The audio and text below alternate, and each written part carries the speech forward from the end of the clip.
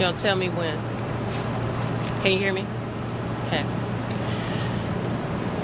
This morning, the Memphis Police Department, the men and women of the Memphis Police Department are hurt right now. As Chief of Police, I am hurt right now. At once again, senseless deaths in our community by gun violence. Today we are here not just to talk about what happened last night, but to make an appeal to our community that gun violence has to stop.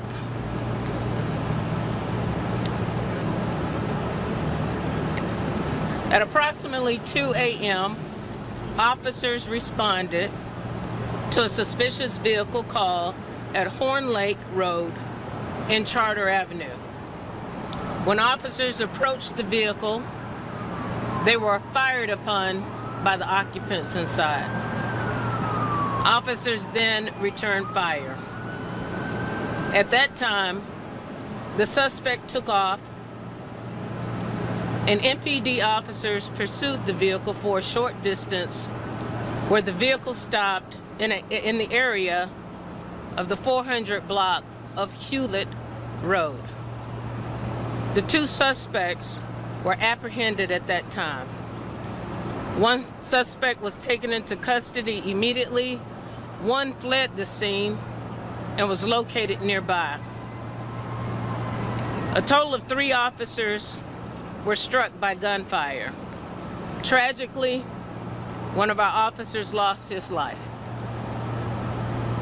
That officer is Joseph McKinney.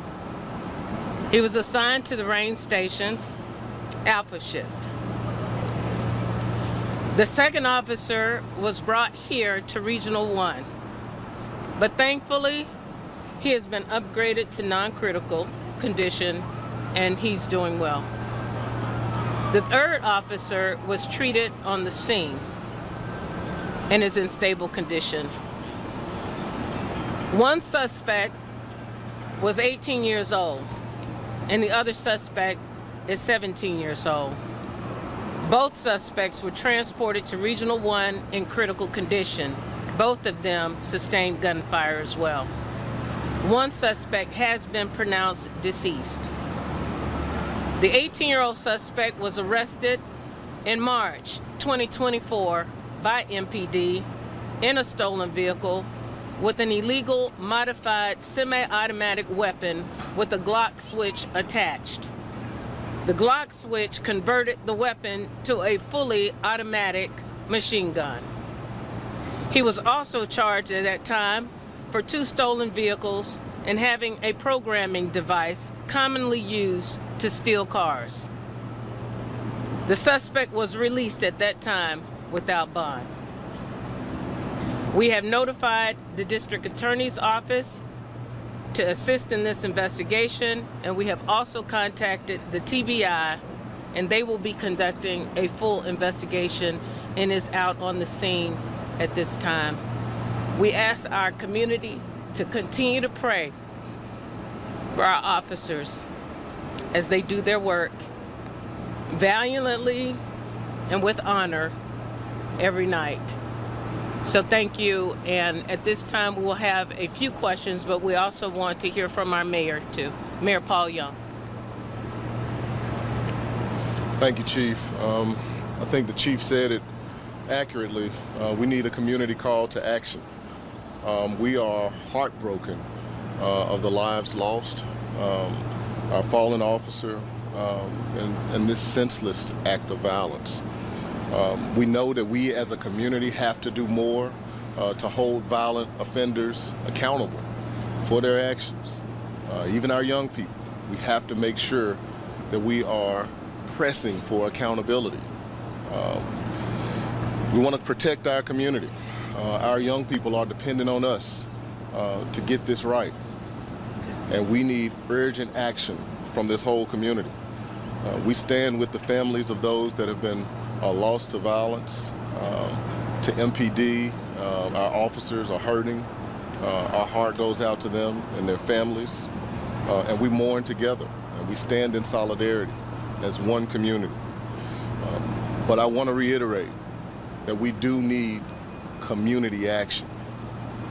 The only way we can reverse this thing is that everyone plays a part. We need our parents to step up. We need our churches to step up. We have to be the village that is going to protect this community. It's just a shame that, you know, our young people are making these choices, and we need them to make better choices. We need them to understand that this is damaging our whole community, that families are being torn apart with the violence that we're seeing in our community.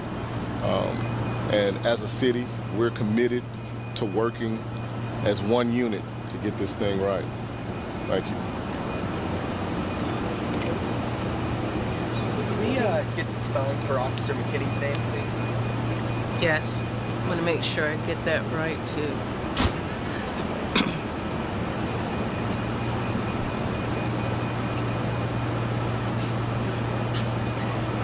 First name is Joseph, Joseph. Last name McKinney, MC capital Kinney. So this was a suspicious vehicle call. So what caused the officers to make the stop in the first place? They didn't make the stop. It was already sitting there. It was called in to the officers to check out the vehicle. So what was suspicious about the vehicle? I don't have that information right now. Anytime my officers are called to a scene about a suspicious, it's their responsible to respond and check out what the situation is. Who made the call? We're not sure, sir. How long has the officer been with the department? He joined the department in 2020, so approximately 3 years. Which of the suspects died? The driver of the vehicle, I believe 18 years old. Do we have their names? Not at this time. You said one suspect is deceased. Is that the 18-year-old or the 17-year-old? 18-year-old. 18. Last question. Last question. What is your plea on the two parents? I mean, you've got two teenagers that were involved in this, an officer was dead. What is your plea to parents to kind of help get the youth kind of under? Well, you know, we're not just concerned about, you know, our officers. We're concerned about the public in general. You know, this could have been anybody. And we're just really, really disturbed at the boldness and the use of weapons in just all these different situations that we're seeing in our community. We have a family that's grieving now.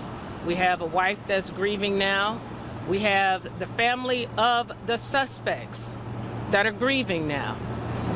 And as a community, we have to do better. We have to, you know, ensure that parents know where our young people are at 3 o'clock in the morning. And we need to work together as a community to do whatever we can within our breath to work on reducing gun violence in our community. So this is a very tragic situation. Again, we are losing far too many of our community members, and for our officers to have to face this level of violence and danger every day in our city, we're making an appeal to the community to work with us to reduce gun violence. So thank you all very much. Thank you. Just, no more questions.